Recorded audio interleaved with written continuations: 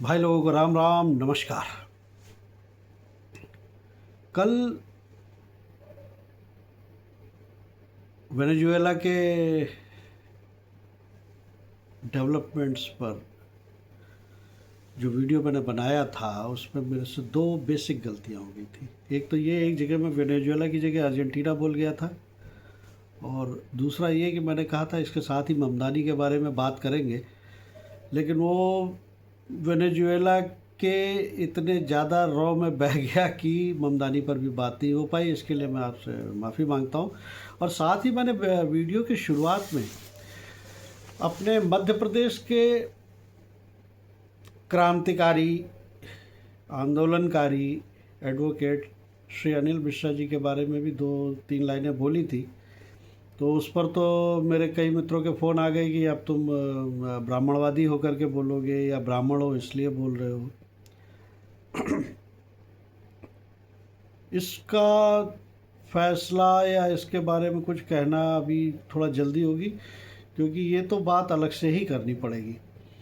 तो पहले मैं पहली वाली गलती सुधार लूँ, उसके बाद अनिल मिश्रा जी के बारे में अपन इसके बाद वाली वीडियो में बात करेंगे। तो पहली गलती ये थी कि वेनेजुएला की जगह अर्जेंटीना बोल दिया, उसको कृपया सही समझे। और ममदानी मेरे दिमाग पर आप कह सकते हैं बुरी तरह छा गया है। Now I am obsessed with Zohran Mamdani. क्यों? क्योंकि Zohran Mamdani is obsessed with Bharat, और भारत उसके लिए केवल भारत नहीं है, हिंदू राष्ट्र है, मोदी है, शाह है, यहाँ की सत्ता है जो उसको बिल्कुल पसंद नहीं है। क्यों? क्योंकि पहली चीज़ ये कि 1 तारीख को उसने जब अपना शपथ ग्रहण किया, कुरान पे हाथ रख के किया। बड़ी अच्छी बात है, अगर कोई गीता पे हाथ रख के करता तो हम यहाँ बल्ले बल्ले कर रहे होते कि साहब उन्होंने गीता का इतना मान किया। नहीं, वो जिस संप्रदाय से हैं, जिस धर्म से हैं, उन्होंने अपनी पुस्तक का मान रखा, और एक क्रिश्चियन कंट्री में उन्होंने कुरान पर हाथ रख के कसम खाई। अच्छी बात है। लेकिन जब से वो निर्वाचित हुए, और निर्वाचन के दौरान भी वो लगातार भारत के लिए टिप्पणी करते रहे, और कोई भी टिप्पणी भारत के लिए इतनी उचित नहीं थी कि उसको माना जाए। एक तो मैंने अपने वीडियो में एक ये भी कहा था कि जोहरान ममदानी को आप अरविंद केजरीवाल से बिल्कुल सामने बैठता है उनका और अरविंद केजरीवाल का। अरविंद केजरीवाल भी अपने को बड़ा साबित करने के लिए, आप उनके पूरे पॉलिटिकल कैरियर पर ध्यान दीजिए, उनका केवल एक ही दुश्मन था, मोदी। वो मोदी से दुश्मनी रखते थे ताकि जब भी बात आए, जब भी जिक्र चले मोदी का चले तो अरविंद केजरीवाल का चले। इस तरह वो एक बहुत बड़े और स्थापित नेता बनना चाहते थे। लगभग वही ट्रेंड जोहरान ममदानी का, एक छोटे से कोने में बैठा हुआ मेयर जिसके पास कितनी तो पावर्स होंगी और कितना तो क्या कर पाएगा। वो अपने न्यूयॉर्क के बारे में उतना चिंतित नहीं है जितना वो भारतवर्ष के बारे में चिंतित है। न्यूयॉर्क में तो उसने वही रेवड़ियाँ बांटने की कसम खाई हुई है। देखते हैं, ट्रम्प पैसा देगा तो रेवड़ियाँ बढ़ जाएंगी, नहीं पैसा देगा तो नहीं बटेगी। तो उससे तो वो निश्चिंत है। तो भारत के लिए उसने पहले जो कमेंट्स किए वो तो किए ही, फिर लेटेस्ट ये था कि शर्जील इमाम और उमर खालिद, जिनको कि कल सुप्रीम कोर्ट की तरफ से भी ममदानी को बड़ा अच्छा जवाब मिल गया है कि सबकी ज़मानत मंजूर हुई। 7 में से 5 लोगों की ज़मानत मंजूर हुई, लेकिन इन 2 लोगों की ज़मानत मंजूर नहीं हुई।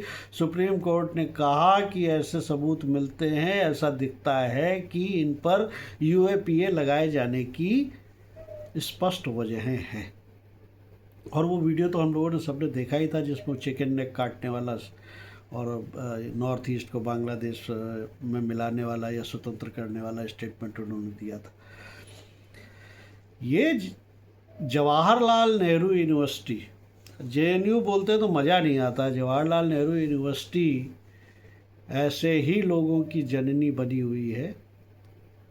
और कोई भी चीज़ हो जाए, कोई भी वजह हो जाए, यहाँ पर शर्जील इमाम को भी अगर जमानत नहीं मिली, अगर बेल नहीं मिली, तो उसके लिए भी वहाँ पर तुरंत प्रदर्शन हो गया। और उस प्रदर्शन में कानून के बारे में कोई बात न करते हुए अल्टीमेटली मोदी शाह को गालियां दी गई, आरएसएस को गुंडा कहा गया और इस पूरे पूरे साम्राज्य के विरुद्ध, इस पूरे पूरे जो डेमोक्रेटिकली चुनी हुई सरकार है उसके विरुद्ध हंगामा खड़ा किया। आपको याद होगा कि इससे पहले जब पर्यावरण और प्रदूषण के बारे में इन लोगों ने एक रैली निकाली थी, 5-7-10 लोग जो कि इंडिया गेट पे इकट्ठे हुए थे, वहाँ भी इन्होंने मुद्दे को भटकाते हुए सारे बाकी के सारे नारे लगाए, लेकिन प्रदूषण का नारा अंततः वो भूल गए। किसी भी सामाजिक सरोकार के लिए ये लोग खड़े नहीं होते हैं। ये जब खड़े होते हैं तब इस सरकार के विरोध में खड़े होते हैं, और नारे लगाने में तो इनका कोई जवाब नहीं। ऐसे बढ़िया सीधे कब्र खुदेगी का नारा उसी जाहिलियत, उसी जिहादी सोच का नमूना है। वही जिहादी सोच जो जोहरान ममदानी के पास है। जोहरान ममदानी की माता श्री मीरा नायर हिंदू समाज से आती है, और मज़े की बात इनकी पत्नी भी हिंदू समाज से ही आती है। पत्नी तो क्या कहना चाहिए, इनके यहाँ तो हम बिस्तरी का कॉन्ट्रैक्ट होता है। उस कॉन्ट्रैक्ट के लिए मुझे माफ़ कीजिएगा, क्षमा कीजिएगा, ये शब्द थोड़ा बुरा सा लगता है, लेकिन अब आप करते हैं, आप कॉन्ट्रैक्ट करते हैं, और दुनिया भर की हर फेथ की महिलाएं आप लेकर के आते हैं। अपने यहाँ तो शादियाँ तो शायद आप कम करते हैं, निकाह कम करते हैं, आप तो दूसरी जगह ही उसको कुछ भी प्यार व्यार जो भी नाम देते हो वो दे करके ले आते हैं, लेकिन वो अल्टीमेटली एक सटल लव जिहाद का ही हिस्सा है। तो मीरा नायर हो या इनकी पत्नी रमा हो या कोई और भी हो, आज तक ऐसा क्यों नहीं हुआ कि इनकी पत्नी बनने के बाद उन स्त्रियों ने, उन महिलाओं ने कभी किसी और धर्म के नाम के बच्चे पैदा किए हों? ये हमेशा तैमूर और चंगेज़ ही क्यों पैदा होते हैं? ऐसी क्या चीज़ होती है कि जो स्त्रियां, मैं तो अपने हिंदुओं की बात करूंगा, जो स्त्रियां शादी हो करके जब एक अच्छे संभ्रांत हिंदू परिवार में आती हैं तो कहती हैं मैं पति का नाम नहीं लगाऊंगी। पति का नाम लगाना जो है दास्ता का प्रतीक है। कुछ थोड़ा बहुत समझौता कर लेती हैं तो खन्ना कपूर लिख लेंगी, कुछ करेंगी तो कपूर और खान लिख लेंगी, लेकिन साहब यहाँ पर इतनी स्वतंत्रता है उनको। लेकिन ये स्वतंत्रता वहाँ रहने पर उन्हें कितनी मिलती होगी मुझे तो आइडिया नहीं, किसी के घर के अंदर का मैंने देखा नहीं। वो कितने दिवाली और होली मना लेती होंगी या कितना गणेश पूजन कर लेती होंगी। ऊपरी तौर पर हो सकता है पब्लिक लाइफ में रहने के लिए कोई दिखावा करती हों, लेकिन भाई साहब बच्चे तो तैमूर और अब्राम ही पैदा होंगे। आप नाम तक नहीं रख सकते बच्चों का। आप बच्चे को गोद में लेकर के इक्का दुक्का कोई उसको छोड़ दीजिए, अब्रिजन रह जाए, बाकी तो आप बच्चे को लेके मंदिर की चौखट नहीं जा सकते।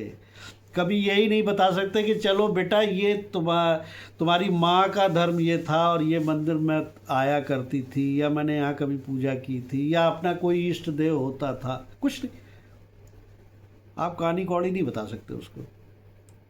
और यहाँ आके बड़ी बड़ी बातें, वो गई है ना स्वरा जी, अब देखता हूँ, इंतज़ार है कि वो क्या कर रही है। बहरहाल वो बेकार की बात है। वहाँ उन्हें पता है कि महिलाओं को कैसे रखा जाता है, उनके धर्म के हिसाब से, उनके मज़हब के हिसाब से वैसे ही रखते हैं। अब आइए वापस, तो मैं थोड़ा डिस्ट्रैक्ट हो गया। वापस ये आना है कि जैसे ही जोहरान ममदानी ने वहाँ पर ये काम शुरू किया और चुने जाने के तुरंत बाद उन्होंने वहाँ पर, तो उस समय स्टारबक्स के अपने जो कॉफ़ी वाले हैं वो वर्कर्स थोड़ा हड़ताल कर रहे थे। उनके अपनी मांगें थी, कुछ कॉन्ट्रैक्ट होने चाहिए थे। जाहिर बात है मांगें होनी भी चाहिए, मज़दूरों की मांगें तो बिना इसके कोई सुनता नहीं है। तो वो कोई हड़ताल टाइप की कर रहे थे।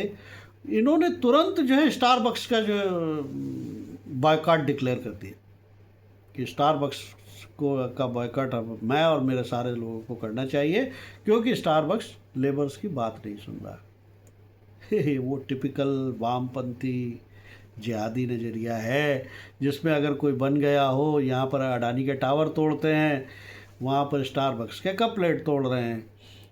सवाल ये है कि वो स्टारबक्स जो अमेरिका जैसे देश में भी हजारों लाखों लोगों को नौकरियां देता है, उसको बंद करवा करके आप न्यूयॉर्क का भला करेंगे कि अमेरिका का भला करेंगे या इन लेबर्स का भला करेंगे? है एग्जाम्पल अपने सामने है। इन्हीं वामपंथियों ने देश का मैनचेस्टर कहे जाने वाले कानपुर, अहमदाबाद जैसी बड़ी बड़ी टेक्सटाइल कंपनियों में, मुंबई जैसी की बड़ी बड़ी टेक्सटाइल कंपनियों में ताले लगवा दिए और लोग दर दर भटकने लग गए थे। अब मैं अरविंद केजरीवाल की फिर याद आ गई। अब उनके चेले राघव साहब, राघव चड्ढा ने भी लगभग उससे मिलता जुलता एक काम किया। एक गिग वर्कर को, एक अपने डिलीवरी बॉय को उन्होंने अपने घर पर बुलाया, उसके साथ चाय नाश्ता किया, 2.5 घंटे स्पेंड किए उसकी समस्याओं को जाना। एक बात बताइए, मेरे और आपके यहाँ जो डिलीवरी देने आते हैं उनकी डिलीवरी लेने तो हमें जाना ही पड़ता है, मजबूर हैं हम लोग, अपने यहाँ कौन से नौकर चाकर लगे हुए हैं। लेकिन क्या वाकई राघव चड्ढा स्वयं डिलीवरी लेते होंगे? क्या इनके बंगले में घुसना इतना आसान है कि डिलीवरी बॉय वहाँ पहुँच जाता होगा और डिलीवरी ले लेता होगा? और मान लीजिए डिलीवरी ले भी लिया तो उसके बातचीत होने के बाद, और कहते हैं कि उसका एक रील वायरल हो गई थी जिसमें उसने अपनी परेशानियां बताई थी। उन परेशानियों के लिए खड़े हुए संसद तक बोले। देखने में बड़ा मानवीय लगता है, देखने में बहुत अच्छा लगता है, लेकिन मुझे क्यों बार बार ऐसी आहट आती है कि ये भी लगभग वहीं से उठा। स्टारबक्स के लिए जो ममदानी ने किया वैसा ही राघव चड्ढा कर रहे हैं। हो सकता है, नहीं भी हो सकता है, लेकिन अपने जौहरान बाबा अभी तक बांग्लादेश के बारे में नहीं बोले हैं। अर्जेंटीना के बारे में बोले हैं क्योंकि उससे वो ट्रंप का विरोध कर सकते हैं आराम से। तो ट्रंप का विरोध करना उनका जन्मजात अधिकार है, वो उस डेमोक्रेसी के सदस्य हैं। लेकिन वो कैसी डेमोक्रेसी के सदस्य हैं कि जो भारत तक तो उनके बोलने की आज़ादी है उनको, और भारत से जैसे ही लगती हुई सीमा पार होने लगती है वहाँ पर बंद हो जाती है आज़ादी। वहाँ पर आज़ादी इसलिए बंद हो जाती है कि वहाँ पर उनके अपने जिहादी भाई बैठे हुए हैं। बांग्लादेश में कत्लो गारत और बलात्कार, अब उसमें बलात्कार भी जुड़ गया। बलात्कार का जब जब जुड़ता है किसी भी रॉयट के साथ, किसी भी आंदोलन के साथ, मुझे हमेशा यही याद आता है कि बलात्कार इस जिहादी मानसिकता का सबसे बड़ा हथियार है। और लोग कुछ भी कहते रहें, धर्मांतरण वगैरह वगैरह, लेकिन मैं तो ये मानता हूँ कि इस बलात्कार और औरत लूटो प्रोग्राम जो इनके अपना सदियों से चला आ रहा है, अपने को बड़ा बुरा लगता है, अपने को बहुत तकलीफ़ होती है ये कहते हुए कि उस प्रोग्राम, उस मानसिकता ने ही इस मजहब को इतनी दूर तक पहुँचाया है। ये कैसे ले जाते हैं, कैसे उठाते हैं? वहाँ वो अरब से आए थे तो इनके साथ औरतें थोड़ी थी। इसी कॉन्टिनेंट में, इसी सब कॉन्टिनेंट में लूटपाट करते हुए और औरतों के साथ घृणित कार्य करते हुए, और फिर इतनी जनसंख्या बढ़ाई, इतनी जनसंख्या बढ़ाई, उनको इस तरह मशीन की तरह इस्तेमाल किया कि कुछ कहना बेकार है। इसलिए JNU के लोग सावधान हो जाएं तो ज़्यादा अच्छा है। आंदोलन करो, आप जिस ग्रुप में हो, जिस एज ग्रुप में हो, उसमें एनर्जी है, उसमें आंदोलन होना चाहिए। आंदोलन के और भी बहुत से विषय हैं हमारे यहाँ। ऐसा नहीं है कि भारत कोई बड़ा परफेक्ट देश है और यहाँ सब कुछ सही हो गया है। प्रदूषण के लिए निकले थे तो निकलते, 10-5 पेड़ भी लगाते, कहीं पानी का छिड़काव भी करते, कहीं कुछ दिखाई देता है कि JNU के लोग भी कुछ कंस्ट्रक्टिव काम कर सकते हैं। सिवा मोदी शाह को गाली दे रहे हैं तो मोदी शाह को तुम गाली देते रहो, लोग बटन दबाते रहेंगे और तुम भी कन्हैया कुमार की तरह बूढ़े हो जाओगे। बस आज के लिए इतना ही। राम राम, नमस्कार। कृपया चैनल को सब्सक्राइब जरूर कर दें और लाइक और शेयर जितना अधिक करेंगे उतना अच्छा रहेगा। धन्यवाद, धन्यवाद।